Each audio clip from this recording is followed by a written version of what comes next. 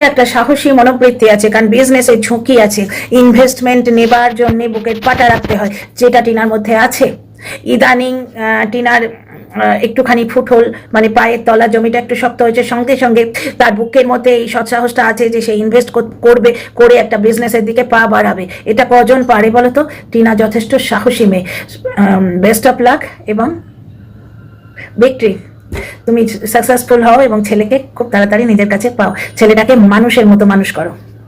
বেশ কিছু ভণ্ডামি কিন্তু চোখে পড়ছে, যেগুলো শেষ হওয়া দরকার হবে না, কারণ যাদের নেচারে ভণ্ডামো আছে তারা শুধরাতে পারবে না, বুঝতে পারছো? মানে এটা আমি হিন্দি প্রবাদটা জানি, বাংলাটা জানা নেই। বান্দার কবি গুলাটি মান্না নেই ছোড়তা, মানে বাঁদর কখনো ডিগবাজি খাওয়া ছাড়ে না। ব্যাপারটা হচ্ছে, কথাগুলো বলি এবার। কালকে কবিতা কাকু কন্ট্রোভার্সি করেছে, মানে ছেলের মতো কিলো দরে ছেলের বউকে বেচতে বসেছে। বুঝিয়ে দিই এক করে, কাক কোকিল কালো, উনিও কালো, উনি চাষিবাসী মানুষ। রোদে পুড়ে জলে ভিজে চাষিরা আমাদের জন্য শস্য উৎপাদন করেন, যার জন্য চাষিদের আমরা যথেষ্ট সম্মান করি। সেই জায়গাটায় শস্যরই দেয়া হলো, দর্শকরা ওই হয়ে চাষি কাকু বলে সম্মান দেবে, বুঝতে পারছো? একটা মহিলা কন্ট্রোভার্সি ক্রিয়েটার পুষে নিল, ঠিক ছেলের রাস্তায় এগোচ্ছে। ছেলেটা ঠিক যেভাবে একজন কন্টেন্ট ক্রিয়েটার পুষেছিল, যেই কাজ হয়ে গেল থুক করে তাকে ফেলে দিল, এখানেও তাই একটা মহিলা কন্টেন্ট ক্রিয়েটার পুষে নিয়েছে, যে এর ভুলগুলো ধরে দেবে। বর্তমানে সে তাকে গাল দিতে বসবে, এবং কিছুদিন পরে এ যখন টোকা মারবে, বাঁ পায়ের বুড়ো আঙুল দিয়ে ক্যাঁত করে লাথি মারবে, তখন সে আবার পাঁজি দেখে নারিয়েল ফোড়ে তার ভুল দেখাতে আসবে, বুঝতে পারছো? এসব ভণ্ডামো বোঝা গেছে যাকে। তারপর কি বললো, সাদা মুখ যারা, ফর্সা মুখ যারা, তারা সব রং ঢং করে। একটু আগে ঠিক টিনা স্টাইলে ওই স্ক্রিনটাকে কাঁপিয়ে ওর ছেলের রিল দেখে এলাম, সন্তান এবং মাকে নিয়ে ছেলের রিল দেখে এলাম কিছুদিন আগে। বেশ করবো কি, हम तो रहेंगे मस्ती में, किसके साथ रह रहे हैं, किसी के साथ क्या कर रहे हैं, हम नहीं बोलेंगे, लोगों को सोचने दो, এই ধরনের রিল করে জুতোর বাড়ি খেয়েছে। দর্শকরা একবারে কি বলবো, গণজুতোর বাড়ি মেরেছে, বুঝতে পারছো? গণধোলাই মেরেছে কমেন্টে, যার জন্যে এখন হচ্ছে যে মা ছেলে নিয়ে রিল বানাচ্ছে। রিলের কথাগুলো শোনো। আগের দিন যখন মুখটা অমনি করে ওর মা দাঁড়িয়েছিল, সেইখানে কি বলছে, জিনা স্ট্রিপ মেরে নিয়ে, মানে আমার জন্যই বাঁচো, তোমার নিজের জীবনের আর কোনো মূল্য নেই, তুমি আমার জন্যই বাঁচো। কিন্তু যখন আজকে ওই সেদ্ধ ভাতের জিনিস নিয়ে এলো, টমেটোর কথা ওর মা বলছিল, টমেটোর কথাটা বলা হলো, ছেলে কি বলে, টমেটো নিয়ে কি করবে? ওর মা বললো সেদ্ধ ভাতে তো একটু টক ভালো লাগে, সেসব এনে দেওয়া হয় না তো, নানা রকম ব্যাপার। তো টমেটোটা তখন আনা হলো না, বাদ দাও। তারপরে হচ্ছে যে সাদা মুখের ফর্সা মানুষেরা রং ঢং করে, তাই না? তাহলে ওর ছেলের যে ডান্সটা দেখে এলাম, মা এবং ছেলে নিয়ে একটা রিল করলো, তাতে বলছে কিছু সাথী আসবে যে কাঁদিয়ে যাবে, কিছু সাথী হাসিয়ে যাবে। মানে ইঙ্গিতটা বুঝতে পারছো, যে একটা বউ কাঁদিয়ে চলে গেছে। ভাইরে, এই যে রিল করার যোগ্যতাটা পেয়েছো না, এটা ওই ফর্সা মুখের বউটার জন্যই। কিন্তু এরকম নেমখারাম মানুষ আমি কাউকে দেখিনি। ওই যে ভদ্রলোকটা, মানে কি বলবো, আমার ভাষা ভালো তাই আমি ভদ্রলোক বলছি, আমি নিজে ভদ্র তাই ভদ্রলোক বলছি। কারণ যে ঠিক যেভাবে ছেলে কিলো দরে বউকে বেঁচেছে, ঠিক সেই রাস্তায় যাচ্ছে এই লোকটা, সেই রাস্তায়। এবং এর স্তাবক যে, যাকে পিঠ চাপড়ে মানে প্রশ্রয় দিয়েছে, যাকে আপাতত নিজের পার্সোনাল কন্ট্রোভার্সি ক্রিয়েটার হিসেবে রেখেছে, সেই পার্সোনাল কন্ট্রোভার্সি ক্রিয়েটার কিন্তু এখন ভুল শুধরাতে আসছে না। সে ইজিলি বলতে পারে, আপনি বয়স্ক মানুষ, আপনি নিজের বয়সের সম্মান রাখুন, নিজের বয়সের সম্মান রাখুন, আর কিছু না করুন, নিজের বয়সকে সম্মান দিন। আপনি একটা সাফ সুতরা ব্লক করুন। কিছুদিন আগে একটা ঝুল ভরা ঘর দেখিয়ে আর একটা বাথরুম দেখিয়ে কন্ট্রোভার্সি করলো, টিনা সোনা চুরি করে নিয়ে পালিয়েছে। ব্যাপারটা হচ্ছে ওই হাঁড়ির মধ্যে ছিলই না, কিচ্ছু ছিল না হাঁড়ির মধ্যে। টিনা কিচ্ছু নিয়ে যায়নি। অথচ এদের মেয়ে যে, এদের যে যাকে বেইমান বলেছে, বেইমান তো বলবেই, সে এদের মতো কঞ্জুসি করছে না, অসভ্যতা করছে না, সেই জন্য সে বেইমান। সেই বেইমান মেয়ে কিন্তু একটা নেকলেস দিয়েছিল টিনাকে। তফাতটা দেখেছো? একে বলে পরবরিশের তফাত। ওই যে বললো না, ঠিকভাবে মাটি আর জল পেলে তারা গাছ চারা গাছ একবারে ভালোভাবে ফলে ফুলে ভরে ওঠে, মাটিটা ভালো হলে তবে তো।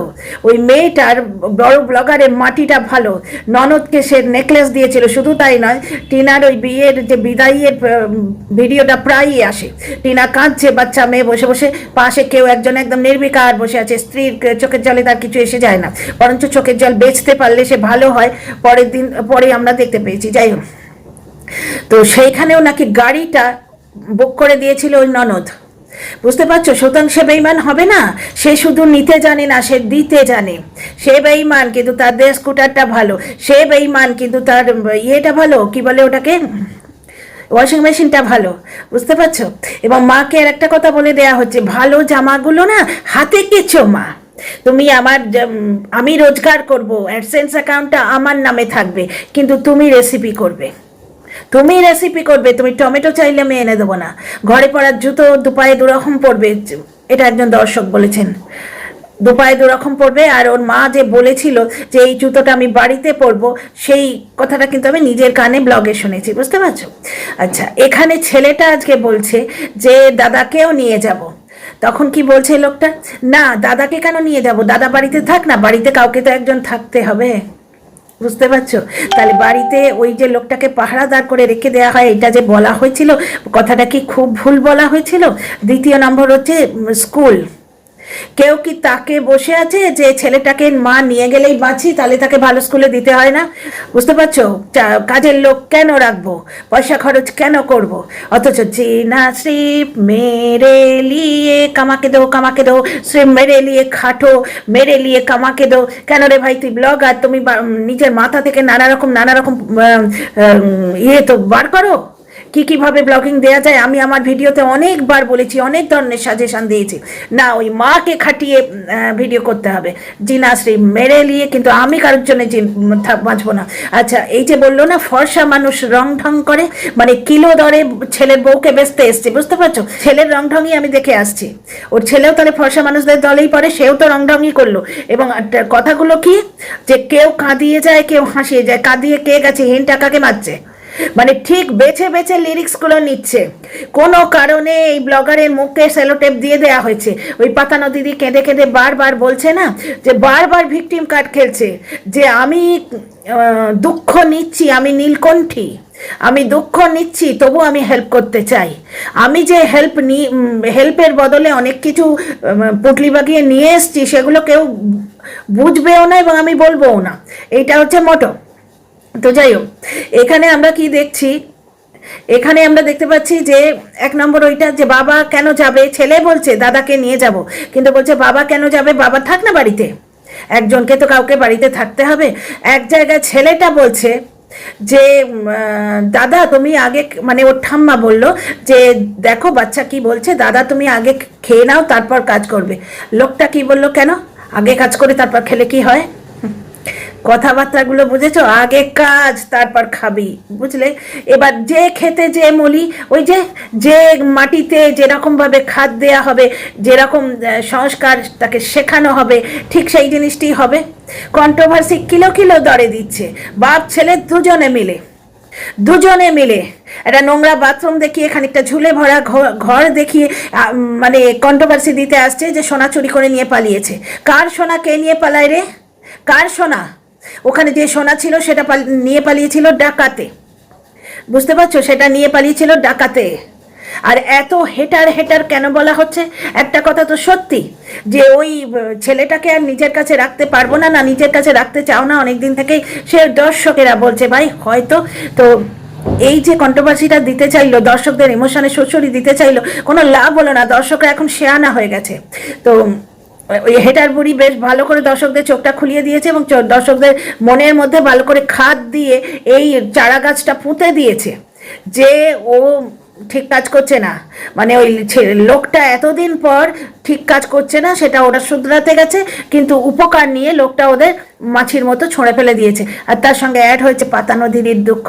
পাতানো দিদি তো চিরকালের ভিকটিম, বাবারে।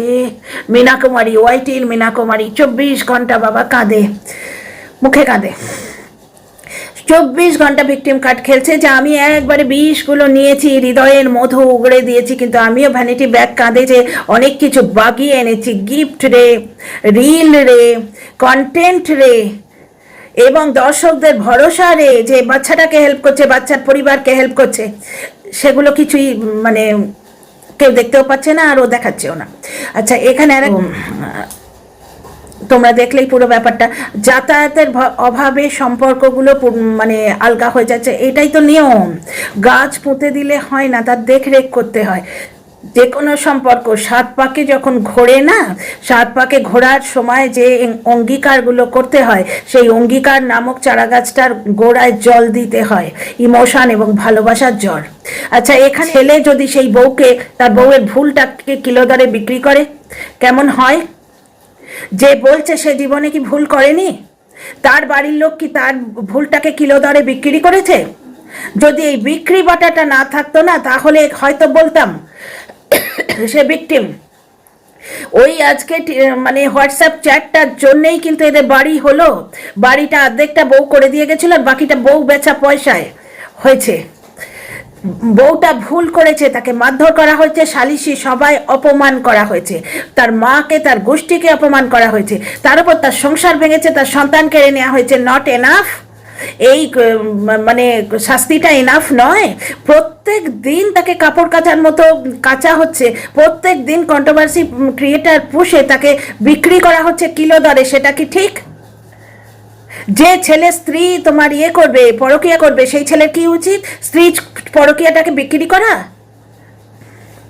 যত সব ফালতু কথা, একই কথা সেই প্রথম দিন থেকে বলে আসছে যে করতে বসবে বউয়ের ভুলটাকে, সেই জিনিসটাকে তোমরা ক্লারিফাই করো না যে ভুল বেচাটা তার ঠিক হয়েছে, তার ভুল বেচা ঠিক হয়েছে। লোকে কি বলে, আইন নিজের হাতে তুলে নেবেন না। চোর যদি বাড়িতে চুরি করে, চোরকে ধরে পুলিশের হাতে দাও, করা হয়েছিল, সালিশি সবাই দেয়া হয়েছিল, সব ঠিক হয়ে গেল যে না ব্লগিং করবে না, বাড়িতে থাকবে, ঘর সংসার করবে, সব তো ঠিক হয়ে গেল। তারপর আবার 17 তারিখ রাত্রিরে অত্যাচার কেন করা হলো? তারপর তাকে যদি তাড়িয়েও দেওয়া হলো, তাকে তাড়িয়ে দেওয়া হয়েছে, নাহলে গ্রিলে তালা ছিল, সে বেরোবে কি করে? ওই অজপাড়া গাঁ থেকে সে পালিয়ে যেতে পারে? কল রেকর্ডে জানতে পারছি তার বয়ফ্রেন্ডকে সে কোনোদিন দেখতে যেতে পারেনি। বয়ফ্রেন্ড করছে, মানে অভিযোগ করছে, ডাকলি না কেন আমাকে, একবারও বললি না কেন তোর সামনে দাঁড়াতে, শ্বশুর বাড়ির লোকেদের তুই আমার থেকেও ভালোবাসিস। এগুলো তো লোকটা নিজে ছেড়েছে। প্রত্যেক দিন এসে পরকিয়া করে পালিয়ে গেছে, অথচ নিজের ব্লগে বারবার বলে রেখেছে যে মামাতো দাদা এসে নিয়ে গেছে। ছেলেটাকে থানায়, তাহিরপুর থানায় নিয়ে গেলেই ওরা তো ছেলে কেড়ে নেবে, নিজের ব্লগে নিজে বলেছে। পরে কন্ট্রোভার্সি ক্রিয়েটার এবং কন্টেন্ট দিদিদের পেয়ে, ট্রেনিং পেয়ে এই বয়ফ্রেন্ডের সঙ্গে পালিয়ে গেছে, থিওরিটা নিয়ে এসছে। তো যাই হোক, ব্যাপারটা হচ্ছে কবিতা কাকু যে প্রত্যেক দিন কিলো দরে কন্ট্রোভার্সি দিচ্ছে, সেটা এরা দেখতে পায় না। এই মাত্র দেখে এলাম ওই লোকটার শর্টস, এবং কমেন্ট বক্সেও ভণ্ডামি পাবে। তোমার সমস্ত যে ব্যাড কমেন্টগুলো, যেগুলো ওকে চোখে আঙুল দিয়ে দেখিয়ে দেয় ওর মতে ব্যাড কমেন্ট, সেগুলো ডিলিট হয়ে গেছে। কারণ কি শোনো, এর আগে একটা জায়গায় মাঠে ঘাটে ঘুরে বেরিয়ে বলছে আমাদের আছে, আমরা তাই ঘুরছি, যাদের থাকে না তারা ঘোরে না। দাম্ভিকতাটা লক্ষ্য করেছো? দাম্ভিক মানুষ, দম্ভ কতটা। দেখেছিলাম বাচ্চাটা গান্ধীজি সেজে গেছিল, নেতাজি সেজে গেছিল। তা নেতাজির যে জন্ম উৎসব গেল 23শে জানুয়ারি, তখন বাচ্চাটা কি নেতাজি সেজে এবারে যায়নি? গত বছর তো 26শে জানুয়ারিতেও অনেক কাণ্ড হয়েছিল, সেই একটা 15ই আগস্টে মা হারা হয়েছিল ছেলেটা। তারপর কিন্তু নিয়ম করে স্বাধীনতার উৎসবগুলো গালে পতাকা এঁকে বেশ ভালো করে সেলিব্রেট করে দেখেছি, এবারে দেখতে পাইনি। আর 26শে জানুয়ারি আসছে, দেখা যাক কি হয়। এই যে রিলটা দেখলাম না, এইটা দেখেই আমার পিত্তি চড়ক গাছ হয়ে গেল। যে যেখানে বাবা বলছে যে যাদের মুখটা ফর্সা তারা মুখ চোখ বেঁকিয়ে রং ঢং করে, তাদের মনে পবিত্রতা জানা যায়। তাহলে তোমার ছেলে কি করছে ভাই এখানে? ঠিক ছেলে যা কাণ্ড করেছে, বাবা ঠিক সেই কাণ্ড করছে। তার মানে কি, যেমন মাটি তাতে ঠিক সেইরকম চারা হয়েছে, পুরো ব্যাপারটাই তাই। এবং এটাই কর্মফল, ছেলে তার কর্মফল ভুগছে, এবং এই এন্ড তাই হবে, এন্ড তাই হবে। এই কন্ট্রোভার্সি খুঁজে খুঁজে দেবে বেশ কিছুদিন, তারপরে ঠিক এই একই পরিণতি হবে। যাই হোক, এই ভিডিওতে এইটুকুই। আচ্ছা, আর একটা কথা বলে রাখি, এই যে টিনা যখন ওর বাপের বাড়িতে থাকতো, গামছা কাঁধে দিয়ে একটা প্লাস্টারহীন বাড়িতে থাকতো, তখন ওরা কিন্তু পয়সার দাম্ভিকতা দেখাতো। সোনা বাবা আমাদের রাজপুত্র, সে ওই কুঁড়ে ঘরে গিয়ে দাদা বৌদির চাকরানির কাছে থাকতে পারবে না। এখন যেহেতু টিনা একদম মুখে ঝাঁটা মেরে এগিয়ে চলে গেছে, তাকে ইমেল করেও থামানো যায়নি, কোনো কারণভাবে থামানো যায়নি। এখন সে পয়সার লোভ, সে এত পরে উঠে গেছে যে ছেলের আর্তনাদ সেখানে পৌঁছচ্ছে না। ভাই, নোংরামো করার আগে একটা জিনিস ভেবে নাও, ওই যে ওই মাটা কিন্তু প্রমোশন করে করে টাকা জমিয়েছিল ছেলের নামে ফিক্স করে দেবে বলে, সেই টাকাগুলি বাবা হাফিস করে দিয়েছে। আরেকটি জিনিস শুনে নাও, ডিভোর্সের ইয়েতে শর্ত ছিল যে ছেলের নামে জমানো টাকা, যেটা ছেলে 10 বছর বয়স হলে পাবে, সেটা সই করে দিয়ে দিতে হবে। বুঝতে পারছো, ওই মা কিন্তু ঢাল হয়ে দাঁড়িয়েছে, যার জন্য ছেলেটা 10 বছর বয়সে বেশ কিছু টাকা পাবে। তো বিজনেস করছে টিনা, এই যে প্রমোশন করে রোজগার করছে, সম্পূর্ণরূপে ছেলের জন্য করছে, ছেলে পাওয়ার জন্য করছে, তার লিগাল লড়াইয়ের জন্য করছে, ছেলেকে স্টেবিলিটি দেওয়ার জন্য করছে। ম্যাডাম কি বলেছিলেন সেদিন লাইভে, যে আমি যখন প্রশ্ন করেছিলাম যে কো প্যারেন্টিং পাওয়া যায় না, তখন বললেন ওটা সম্পূর্ণ টিনার টিনার নয়, মানে ছেলে বা গার্জেনের উপর, বর্তমান গার্জেন যার কাছে আছে, গার্জেন তো দুজনেই, বাবা মা, তো তাদের উপর ডিপেন্ড করছে। ওটা উনি এখানে বলবেন না, তার পার্টিকুলার প্রসিডিওর আছে। সুতরাং কো প্যারেন্টিং এর জন্য বাবা যদি রাজি হয়, মা পার্টিকুলার প্রসিডিওর দিয়ে একটা কাজ করতে পারে। আর 2 নম্বর হচ্ছে, ছেলের বাবাও ইউটিউবার, মাও ইউটিউবার, এই প্রশ্নটাও আমি করেছিলাম। ছেলের বাবারও যখন ফিক্স ইনকাম নেই, তাহলে সে কি করে ছেলে পাবে? কারণ তার কোটি টাকার সম্পত্তি আছে, তার বাড়ি আছে। তাহলে টিনা আজকে বিজনেস কেন করছে? নিজের টাকার লোভে? হ্যাঁ, ছেলের জন্যে। কারণ মার পাকা রোজগার হলে ছেলে আসবে ঘরে, বুঝতে পারছো? আর মার পাকা রোজগার হলে, আগে যে জমিটার জন্য আমি অত করে উৎসাহ দিয়েছিলাম, ঠিক হয়তো আবার এক টুকরো জমি কিনে টিনা ঘর করতেও পারে। তাহলে ছেলের দুটো শর্তই পূর্ণ হয়ে গেল। এক হচ্ছে মায়ের ফিক্সড ইনকাম, মায়ের পার্মানেন্ট থাকার জায়গা, তাহলে ছেলে আসতে আপত্তি কোথায়? সুতরাং টিনা যা করে ছেলের জন্য।